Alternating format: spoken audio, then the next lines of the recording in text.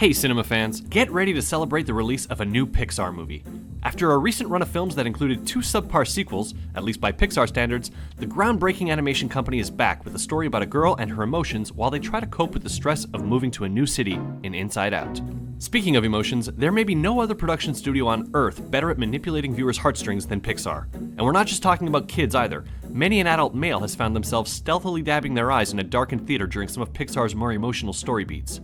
Or maybe it was just me, I don't know, it was dark and I had something in my eye. But if you don't believe me, let's drudge up some old feelings while we look back at the 5 Pixar moments that could bring a man to tears.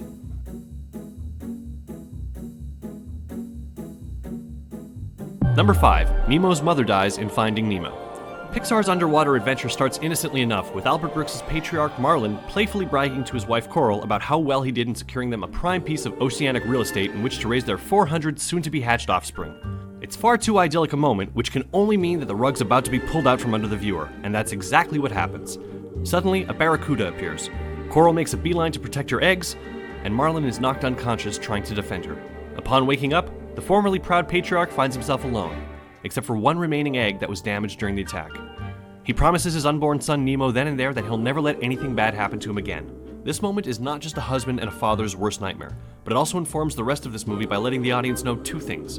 1, nature is a cold-hearted monster unafraid of killing anything, and number 2, all of Marlin's neuroses and worrying when raising Nemo later on in the film come from a place of legitimate tragedy and heartache. Number 4, WALL-E gets reset in WALL-E. In my mind, WALL-E is still Pixar's crowning achievement, at times a near-silent movie about robots with more complex emotions than a pregnant woman that also packs a powerful environmental message. The titular character is a lovable hunk of junk tasked with cleaning up the wasteland of an Earth left behind by humans. But when a modern Apple-esque robot named Eve arrives in search of life, our hero falls head over wheels in love. You see what I just did there? Head over wheels? Yeah, I'm pretty proud of that. In any case, what follows is a beautiful setup that involves WALL-E in full slapstick mode as he tries to impress Eve over and over, and one that makes it much harder to stomach the film's darkest hour. You see, after WALL-E is almost destroyed trying to save the last plant on Earth from the Axiom ship's robot in a particularly harrowing sequence, Eve frantically scrambles to rebuild him back on Earth, swapping out all his broken parts for new replacements, only to find that once he's been rebooted, he's not the same WALL-E anymore. He no longer recognizes Eve, his home, or even his treasured belongings. Again, for a scene that plays out with no dialogue except for our robots' names, this is a strikingly effective moment. It's not until Eve lays a goodbye kiss on WALL-E that he finally remembers who he is. Yes, that old cheesy trope. Well, guess what? It works wonders in this film, and I was just grateful to have tears of sadness turn to tears of joy with these 2 star-crossed robots finally getting a second chance at love. Number 3. Jessie remembers her owner in Toy Story 2.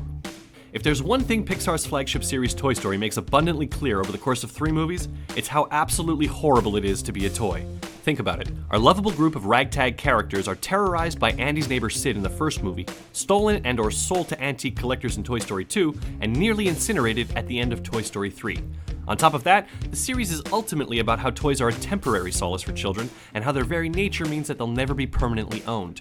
The best they can possibly hope for is to be passed along to other deserving kids as time marches on.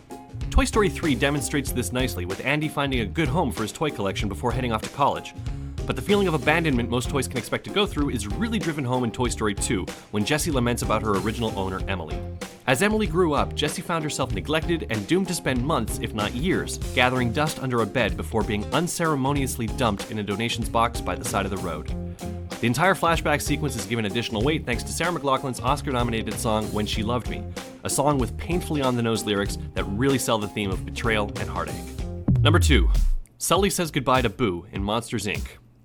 Goodbyes are never easy, not even in a Pixar movie. Monsters, Inc. takes place in a world where monsters power their society by scaring children via special doors that allow them to enter their bedrooms at night. One of the best scarers in the business is Sully, a big blue beast whose good nature undermines his proficiency for being terrifying. Much of the movie follows Sully and his partner in crime Mike as they try and keep a little girl named Boo, who accidentally followed them back into Monstropolis, safe from other sinister monsters at Monsters, Inc. Naturally, Sully and Boo bond over the course of their adventure, but ultimately Sully knows he has to return her to her own world, never to see her again. The scene is made even more heartbreaking when Boo, who doesn't quite get what's going on, crawls out of bed to try and follow Sully back to Monstropolis, only to find an empty closet. The animated look on Sully's face as he says goodbye and closes the door conveys all the anguish he and the audience feels. If this doesn't get you a little choked up, you're probably a bigger monster than he is. Fortunately, there's a bunch of inside jokes in the scene in the form of familiar toys that Boo offers to Sully as he tries to get her into bed, like Jessie from Toy Story, the Luxo ball, and even Nemo.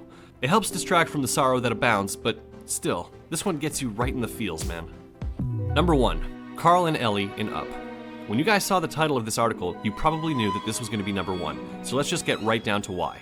For starters, I still get the shivers and a sizable lump in my throat whenever I watch the first 10 minutes of Up, a movie which, for the record, I don't even like all that much. Personally, I find it starts to fall apart the longer it goes on. But having said that, the love story depicted between Carl and Ellie at the beginning of this movie ranks as an incredible cinematic achievement on its own merits. Bound together by a shared spirit of adventure and complementing each other's personalities perfectly, Carl and Ellie progress from children to newlyweds to an aging couple before our eyes as they tackle life's challenges together. So much happens in these 10 minutes to portray a fully fleshed out relationship that you have to admire the efficiency of the storytelling going on here. The couple fantasize and even actively save up for a trip to Paradise Falls, only to be undone by accidents and bad luck. They plan for a family only to discover that Ellie can't have kids. They picnic and gaze at the clouds together hand in hand until one day Ellie can no longer keep up with Carl.